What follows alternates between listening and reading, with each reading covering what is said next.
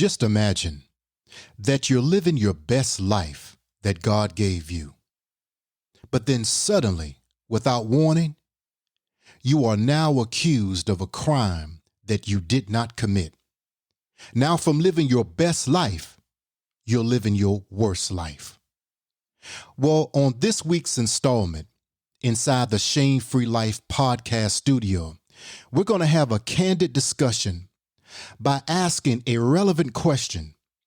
Can the criminal injustice system be reformed? Today is about the power of you. We can be whatever we dream. You're locked into another episode of 15 Minutes of Shame. Each week, we'll help you rebuild your life one brick at a time by addressing real-life issues from a practical and biblical perspective. I had to believe in myself like never before. This is the Shame-Free Radio Show. Finding the solution to become the greatest. And now your host, minister, author, grief and trauma support specialist, Dr. Ronald Zion Roseborough. Ladies and gentlemen, this is it. Good morning, good evening, good night, wherever you are from around the globe, coast to coast. You're locked inside of another installment inside the Shame-Free Life podcast studio. I am your host, Ronald Zion, and it's always a pleasure to be back with the Shame-Free Life family once again. And we are definitely going to tackle an issue that I believe that is one of those taboo issues, but all praises to the Most High God because of technology and, of course, social media, and also having that computer in your purse or your pocket that we label as a smartphone. We're able to get information instantly on an updated basis. And the title of this podcast, once again, can the criminal injustice system be reformed?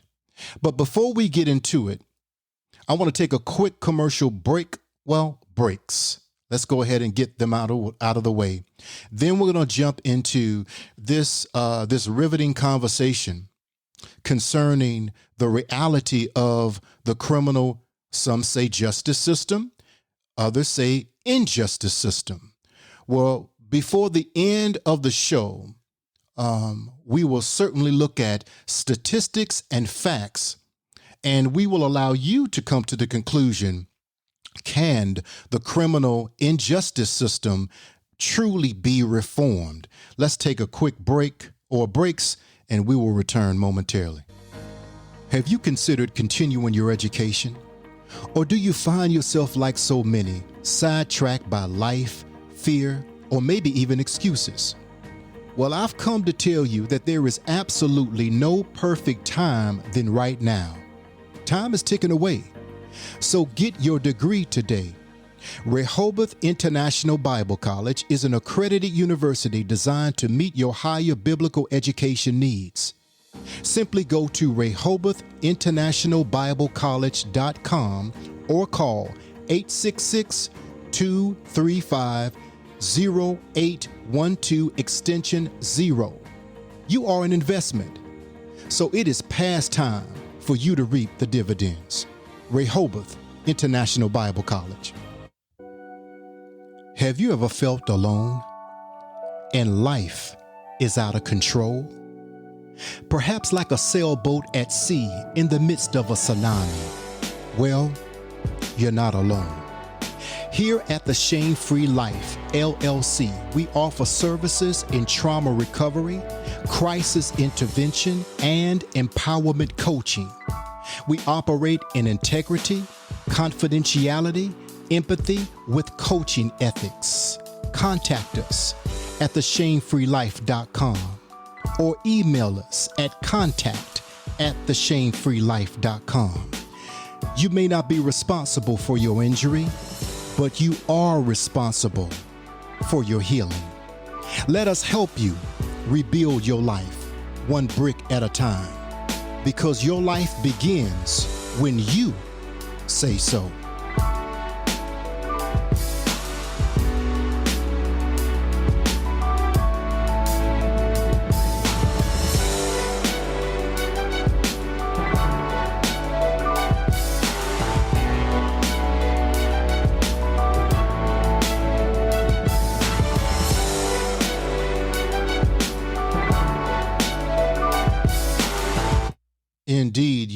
not be responsible for what injured you or who injured you, but you are definitely responsible for your own healing. And the Shame Free Life platform is one of many platforms that are out there that will walk with you down your road to self-discovery, but also inner healing. So let's get right to the topic that's at hand. Can the criminal injustice system be reformed?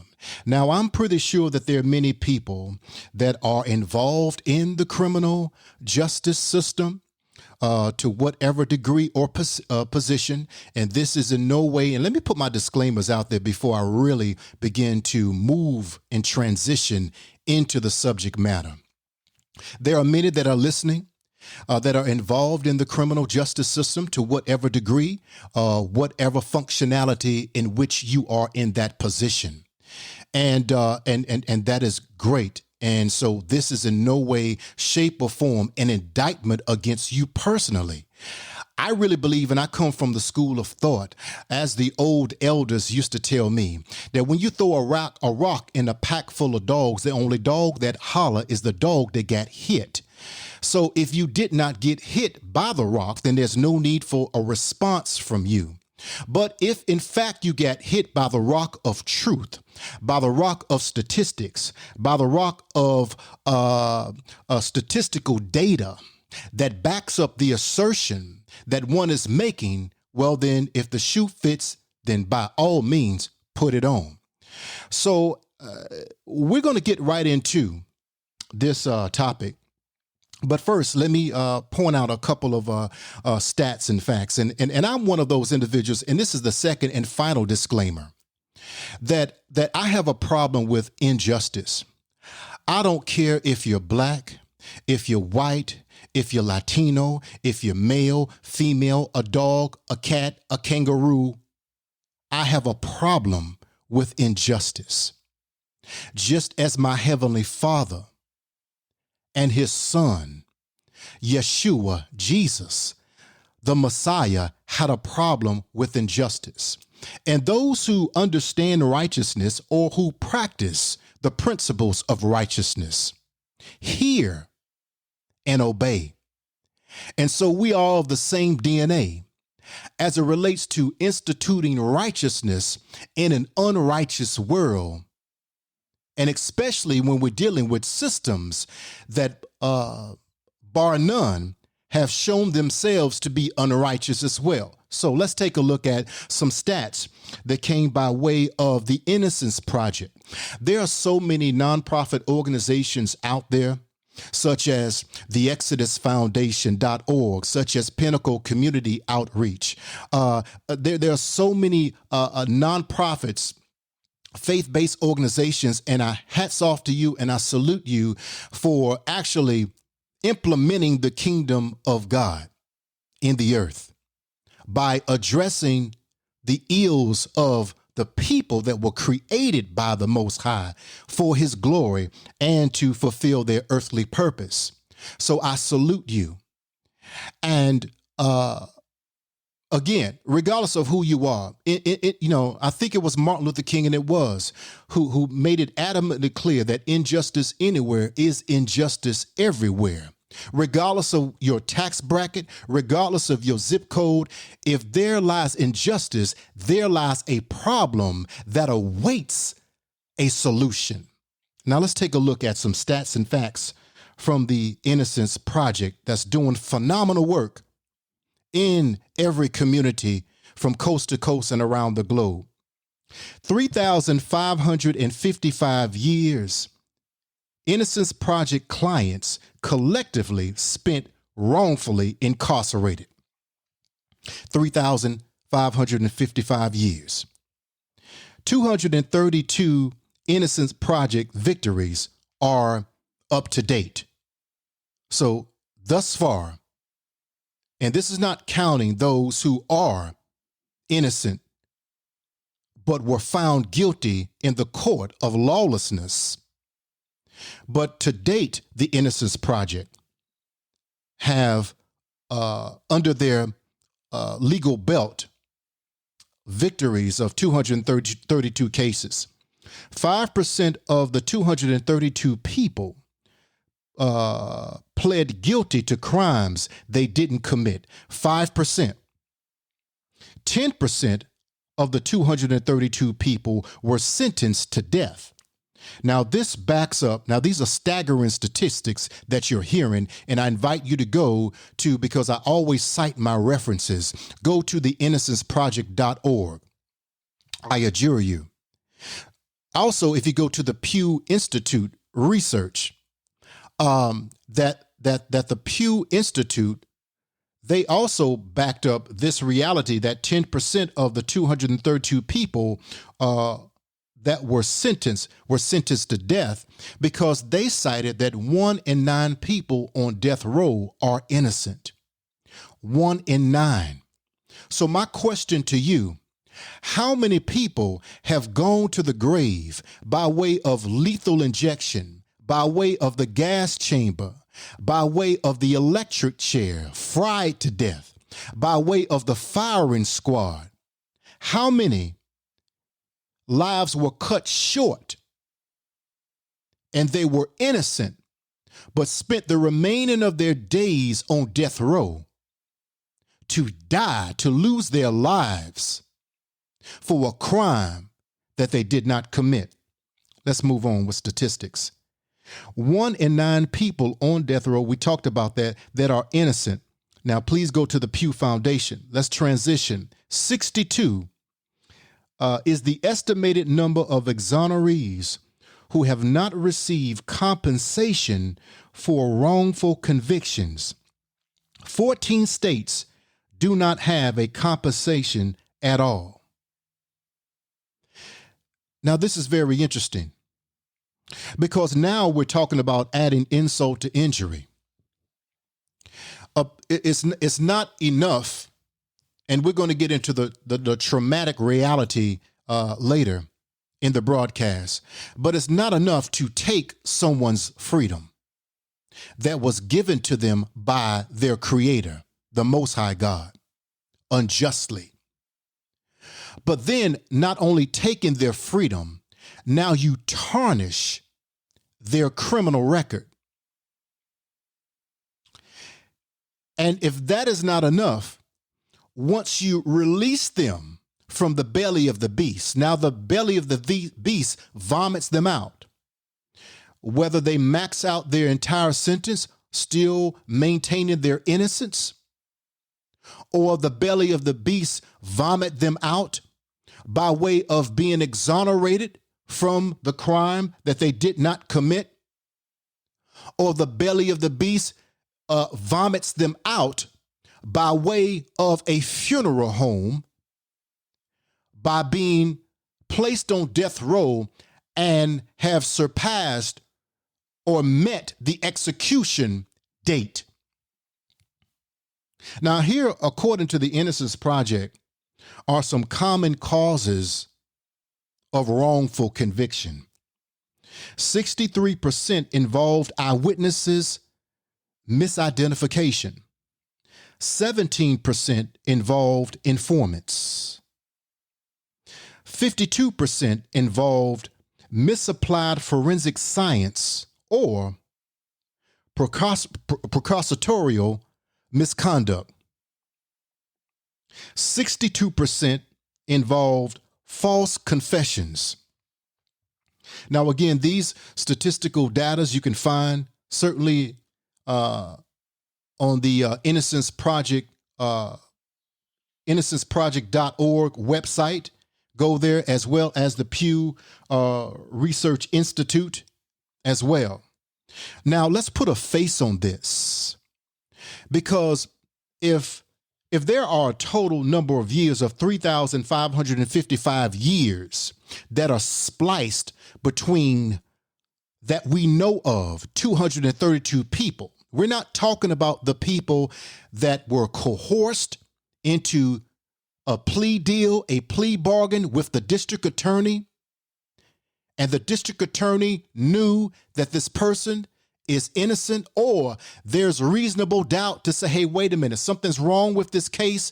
But anyway, to get the kickbacks that I need and those around me, I need you to take this plea. You cop this plea, and, hey, instead of 15 years, you get 5 years. Instead of 25 years, you get 10 years or 3 years and 2 years probation. We'll let you think about it for 20 minutes. We'll be back for an answer. So when we talk about prosecutorial misconduct, this fits in the Innocence Project's statistics as it relates to the 52% of those cases that are coerced, such as the Brian Banks case, and how he was falsely accused of attempting to rape a young girl while he was in Long Beach Polytech High School, awaiting to get to college, and the pro scouts had already said he is the number one linebacker whenever it is time for him to go pro. In the draft, he will be selected number 1, at least number 2. But we don't see him falling to the second round at all. But that never happened because of being coerced as a 16-year-old boy to sign a copper plea deal with the prosecution that knew that he was innocent. But we're not going to put his face on it because he came out with the movie and Brian is doing well and God has blessed him. He's married with a beautiful child and he's living his best life. The NFL hired him. And so now he's doing a mighty work in the NFL as it relates to character development and making sure that those young guys coming into the NFL understand that, listen, this is not a rap video and this is not a game. This is your life. And I'm here to help you live your best life, not a reckless life or find yourself in a situation like I was in. So let me help you. But there are many men and women that don't have that luxury. So we're going to introduce you to one of those individuals that was falsely accused by a prominent and well-known author. And so I'm going to roll the tape. And this came from NBC News. And this will serve as a backdrop before we move into my commentary and begin to answer the question, can the criminal injustice system be reformed? Let's check this out. And I really want you to listen and zero in on this case that happened back in 1981, and it was just recently brought to surface on an international scale to now bring forth some justice for Anthony Broadwater. And here we go. Tonight, tears of relief, nearly 40 years in the making. I'm still crying with joy and relief right now today. I'm really overwhelmed. Words can't describe it. Anthony Broadwater exonerated by a New York State Supreme Court judge this week at 61 years old, after spending most of his life paying for a crime he didn't commit. With joy and relief, I went up to the gravesite to see my dad to tell him. I wish to God he was here. Broadwater was 20 when he was charged with the rape of Alice Sebold, who went on to write bestseller The Lovely Bones. The alleged crime happened in 1981 at a park in Syracuse, New York. Sebold described the attack in detail almost 20 years later in Lucky, a book that launched her career as an author. Her next hit, The Lovely Bones, was later adapted into an award-winning film. But all this was after Broadwater was convicted for first-degree rape and 5 related charges. He spent 16 years in prison. Through the years, he maintained his innocence. After serving his sentence, he quickly realized his life would never be the same. The moment I stepped out, it was like impossible to get a job. These 10 fingers I can count on my hand of the people that accept me in their household. I can't get past 10. He never stopped trying through appeals, motions, and even 2 polygraph tests to prove his innocence, but nothing worked. Until a film producer working on a screen adaptation of Sebold's book Lucky hired a private investigator to look into the evidence presented against Broadwater in court. They became convinced Broadwater was telling the truth. Together, as we looked through the trial transcript, we realized, wow, this was a bogus conviction. Earlier this month, Broadwater's new lawyers filed a motion to vacate his conviction based on now discredited scientific evidence and Sebold's identification of Broadwater as the perpetrator. No one questions that Miss Sebold was sexually assaulted. She absolutely was. But she saw Mr. Broadwater on the street about 5 months later, had a feeling this was the person who had raped her, and reported it to police. She is asked to look at the individuals at some point in the lineup, and she picks out number 5. Anthony Broadwater was number 4. Attorneys say they learned the next part of the story from Sebold's book, which they presented to the court as new evidence. After that, the prosecutor walks in the room and begins to tell her, well, you picked the wrong guy, but essentially, don't worry, your hunch is correct. It actually is number 4. Despite not picking him out of the lineup, at the trial, Sebold claimed Broadwater was the perpetrator. In a statement on Broadwater, the Onondaga County District Attorney who supported the exoneration said in part, "It is never too late to do the right thing." A spokesperson for Scribner, the publisher of Lucky, telling NBC News neither Alice Sebold nor Scribner has any comment. Scribner has no plans to update the text of Lucky at this time. Now that you've been exonerated, what does the rest of your life look like? I hope that I can give some inspiration to somebody and say, hey, if you're not guilty of something, do not give in. I've been yelling and screaming and exhausting all my finances to prove my innocence. It finally came. Now, Broadwater says he can finally rest. Isa Gutierrez, NBC News. Thanks for watching. Okay, there you have it. And so this is the face that we are working with and that we have on illustration for this podcast, Anthony Broadwater. And you heard all of the damaging but real issues surrounding this case and how this case was broken and exposed for what it really is. I want to take a look at Alice Sebold. And before we even get into commentary, because I think that this is a perfect segue to add to what you just heard in your hearing by way of NBC News concerning the case of Anthony Broadwater, which there's an Anthony Broadwater in every continent, every country, every municipality, state, county, and city. There's an Anthony Broadwater.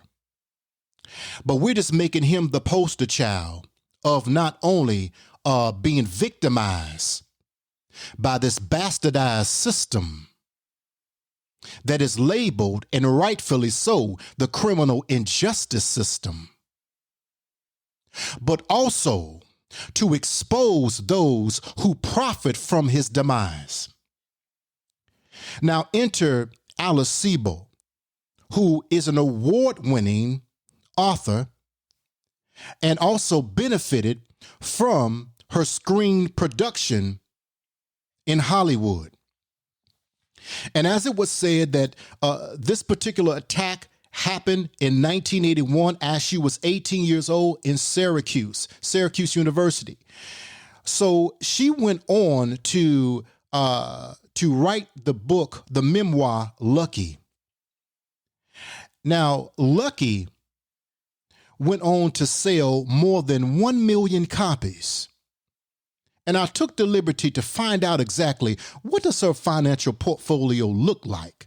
Now, there are many nuances to this that I was not privy to, but this will give you a bird's eye look into how she has profited, but how Anthony Broadwater was marginalized, not just from a freedom standpoint, but from an economical standpoint, because once he was released, vomited out of the belly of the beast, of doing all of the 16 years, but still maintaining his innocence, still maintaining his integrity in the midst of being marginalized by society, in the midst of having to register as a sex offender, of going back to a community.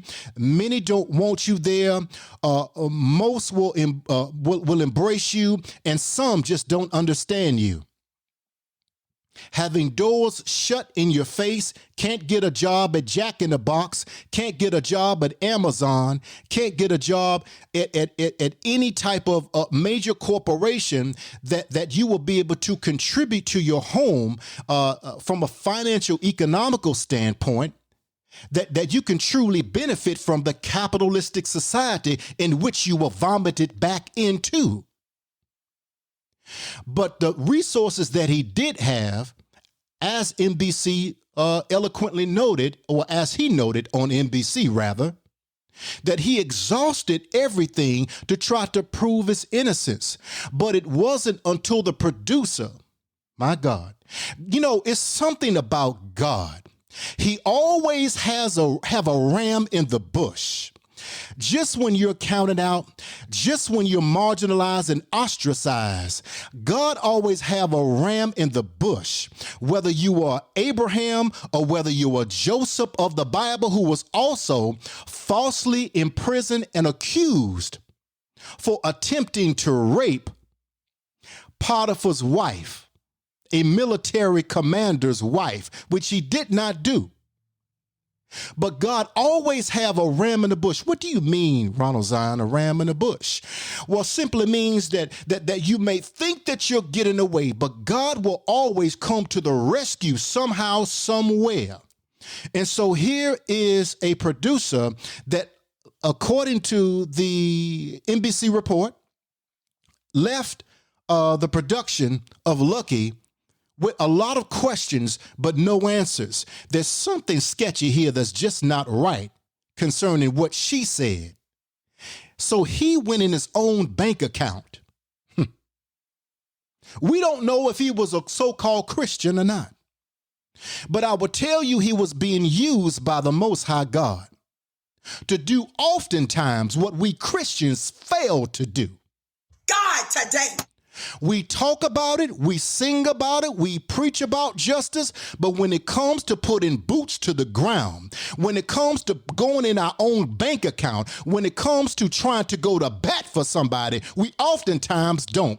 As a matter of fact, we always sing these songs about Jesus and we love you and Father, we adore you. And I wish I was there, and I would say release him. No, if many of us were there, we would be on the crowd. We would be with the crowd of the majority. Hey, listen, crucify him and release Barabbas. Release the one who did the crime, but lock up the one who didn't do the crime. I digress on that for now. But when we look at how Alice Sebold profited from her lies and her treachery, it is amazing. So Lucky, the memoir that she wrote that catapulted her literary prominence as an author and screenwriter of a film, sold more than 1 million copies. Now, Lucky, that memoir, sold $20 per book, give or take. So we're talking about a profit of more than $20 million. Now, this opened the floodgates for her next book, which caught the attention of Hollywood producers and directors to now let us make this book into a movie. And I'm speaking of Lovely Bones by Alice Sebold. Lovely Bones sold per copy at $20, okay? Now, when I began to do my due diligence to find out, well, how many copies of this book did the liar Alice Sebold sell? And my findings took me to more than, here we go, this is not an accurate account, so more than 8 million copies. So if we're talking about $20 a book here, give or take, now on this particular project, she made over or grossed over $160 million. I'm gonna let that sink in. The first book, Lucky, over, we don't know how much, but she grossed over $20 million for that book. Lovely Bones, she grossed over $160 million, which led her to this particular book, which was translated in 2009 into a screen play, which we know as a movie. So this movie, Lovely Bones, in 2009 was an Oscar-nominated movie. Which brings me to, well, if she made that much money from her authorship, how much money did Alice the Liar Sebold make in the box office? Well, we know that the majority of the money is going back to the studios, where the studio has to get its cut. And there's so many, there are management agencies and handlers and et cetera, lawyers understand that.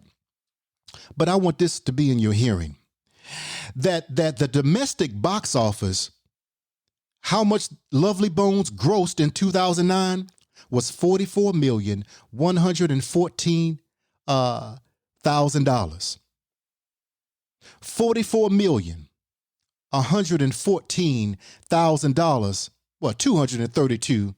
$44,114,000. I'm getting ready to move on to the next one.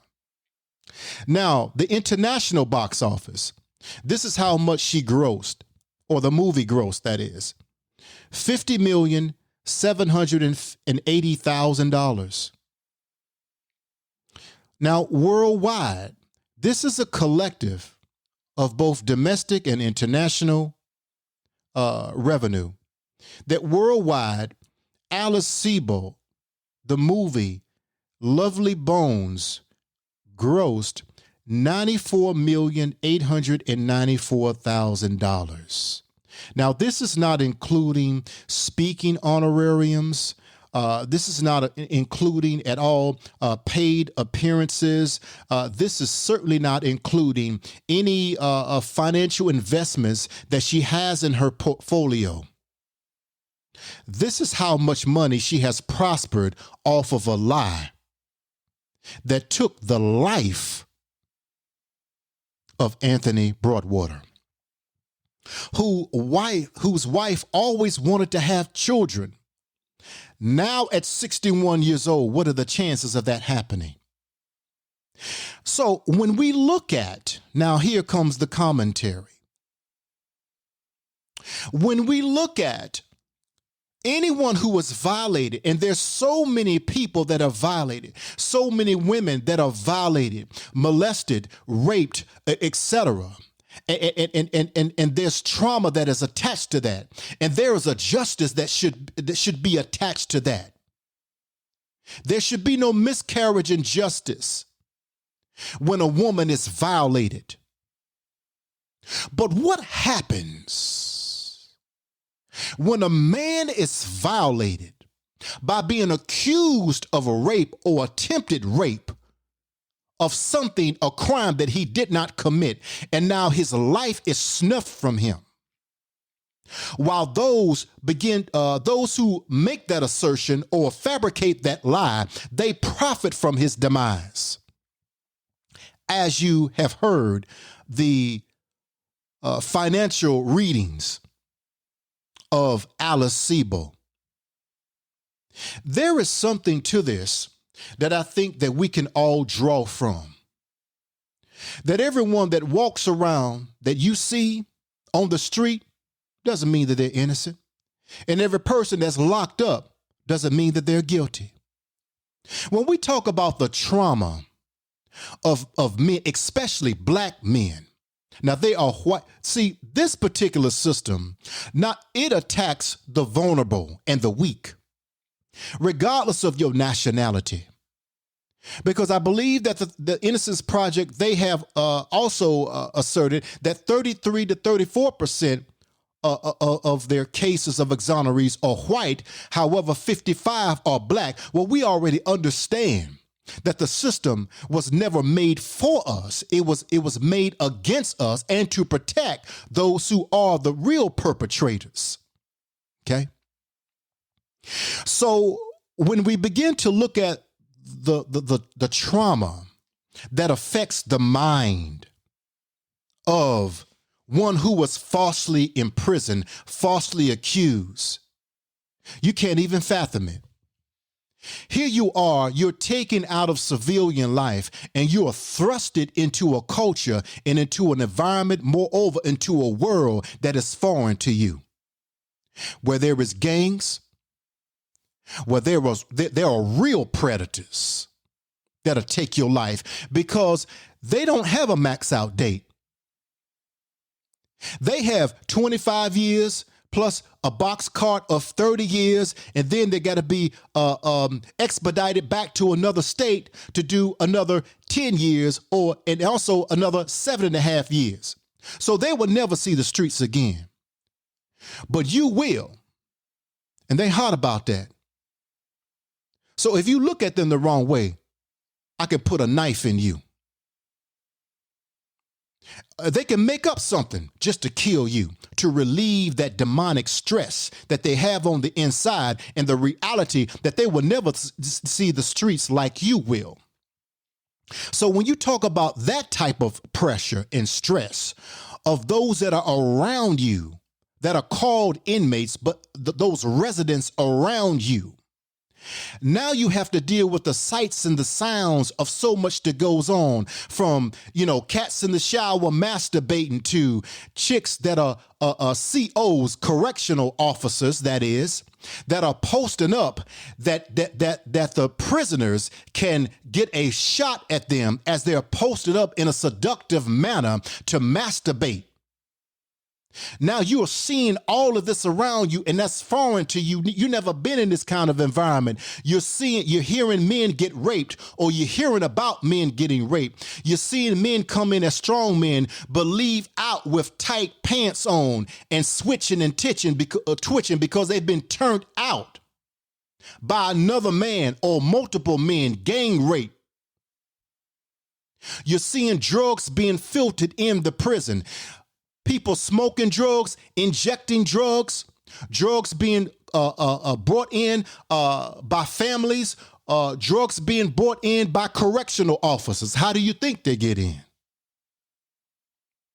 So there's so many different dynamics of the sights and the sounds of a prison that affects the very psyche, that places you, according to the DSM-5, in a category of post-traumatic stress disorder.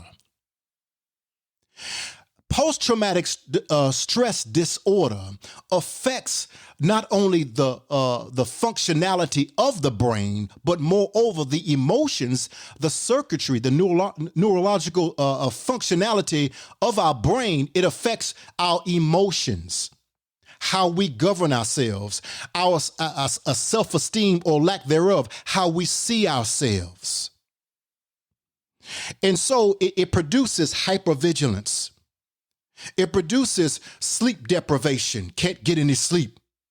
It produces flashbacks. It produces triggers, can be triggered at any given time. It produces fear and paranoia. It produces depression, and in many instances, suicide, because there's statistical data that also support that those who have been incarcerated are 8 times more likely to commit suicide. Well, if those who are incarcerated are 8 times more likely to commit suicide, what is the percentage of those who were innocent but put in prison, those who were innocent but convicted and sentenced, what does the statistics look like for them? I would submit to you that it is greater than 8%. When we also look at the reality of trauma, and this is the premise of the platform of the shame-free life. We deal with so many different issues that deal with shame. We deal with so many different subject matters, and I totally get that. But we also are committed to trauma recovery because we believe that you can recover. But when we look at the trauma, and not just the trauma that Anthony Broadwater and so many others have to deal with even now that they are released, but now you are released back into a society that doesn't want you, released back into a society that has an apartheid system. Now you're placed in a secondary category as a second-class citizen. You will no longer be able to be gainfully employed in companies that you had before your prior conviction and false sentencing. So now you have to take entry-level jobs and jobs that would never afford you the reality of now being able to truly benefit from a free enterprise system. But will keep you, that's designed to keep you in a place of poverty that only stimulates more stressors as it relates to your trauma. So now we're talking about compounded trauma. Now, according to Dr. Bessel van der Kolk, who's world-renowned, he says that when you're talking about surviving trauma, there are 3 ways that trauma can even change your brain. Now, we're not just talking about the emotional part of it all that I just alluded to as far as the sleep deprivation, et cetera, flashbacks, hypervigilance, and so many other categories and characteristics of post-traumatic stress disorder. But now we're talking about how it can literally physically change the brain. Number 1, Dr. van der Kolk said, number 1 is the threat perception system is injured. Well, what is a threat perception system, Zion? When people seeing danger where other people see a situation that is manageable. That goes back to the hypervigilance. You see something as an immediate danger. A cop flies by or a sheriff flies by and then stop. Oh my God, what's going on? Hey, nothing's going on. He's going into that that place of business, that building, that home. Oh, he just stopped and now he's taking off again. What's wrong? The average person sees no problem because that particular situation is manageable.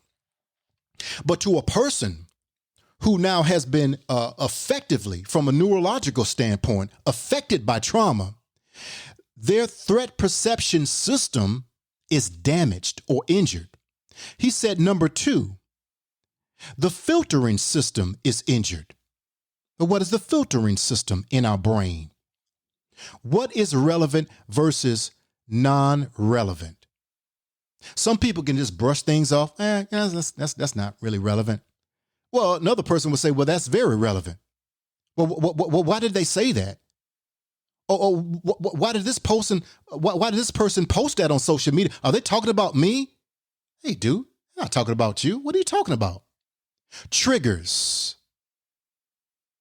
Thirdly, self-censoring system is injured. That means that the physical feelings in the body, i.e. having this gut-wrenching feeling, butterflies in the stomach, or your heart begin to race at a marathon pace. The self-censoring system in your brain is damaged. Now, oftentimes, this leads to unhealthy coping mechanisms, such as addictions and such as chemical dependency, but there must be healthy interventions taking place. So what am I saying in all of this? All of the statistics, all of the facts that you have heard? I believe in the power of prayer, like any believer and follower of the Most High. But I also believe, like James said, the brother of Jesus, Yeshua, he said, faith without works is dead. I believe that there's some things that we have to gain in education and understanding about in order to be able to be effective in a thing. As opposed to this haphazardly, well, let me just pray. No, let me become educated on what you went through. So now, even with the prayers, I can even be targeted with that, but not just praying for you. What can I do for you?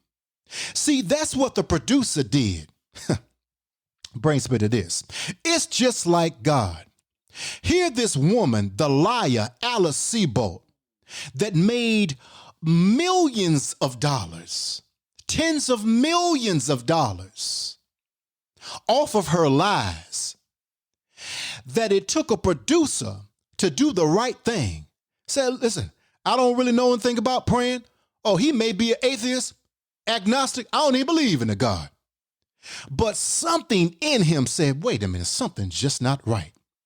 And God will allow that to be used, that he can ride in on that to allow a producer that's working with Alice on this multi-million-dollar project, this memoir, to walk away from the set and the project, to go into his bank account and to hire a private detective to now look into the case of this man, Anthony Broadwater, who was convicted, but he's released. He's released, but he's still convicted and sentencing because the man not only gave up 16 years of his life, he now has a criminal record that is tarnished, but now he's on a registry that he doesn't belong on. Something's wrong with this case. Hey, let me hire you. And it's just like God that would use someone who's inquisitive about a lie to bring about the truth. God today. And that's who God is using. If he can't use a pastor, if he can't use a bishop, if he can't use a missionary, if he can't use a deacon, he will use an agnostic. He will use an atheist. He will use a Muslim. He will use a Hindu. He will use anybody that's available to free his people, that they can walk into their purpose and that they can give him glory as being a God who does redeem the unredeemable, and to restore that which was broken. It's just like God to do that. And it's marvelous in his eyes, and it's certainly marvelous in my eyes. But which serves as an indictment against those of us who say that we follow Jesus, Yeshua, to not become involved in what he says that we ought to become involved in. According to Matthew 25, he says, I was sick and you did not come to me. He said, you did not care for me. I was hungry, you did not clothe me. I was thirsty, you didn't give me drink. I was in prison and you didn't visit me. Well, Messiah, when were you in prison? When were you destitute? When were you without? When you have done it unto the least of them, you have done it unto me. In Hebrews chapter 13, clearly says that we ought to remember those who are incarcerated as if we were prisoners ourselves. Those who are downtrodden. And so it becomes a call to action.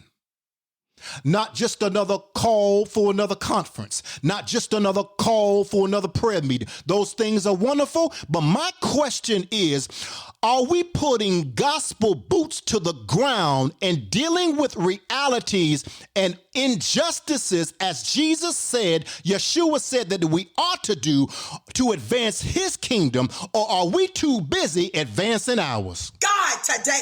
And these are the 7,000 that even God, Yahweh himself told Elijah. Listen, I got that 7,000 that think like you, that walk like you, that have a mantle and a mandate just like you. You're not alone.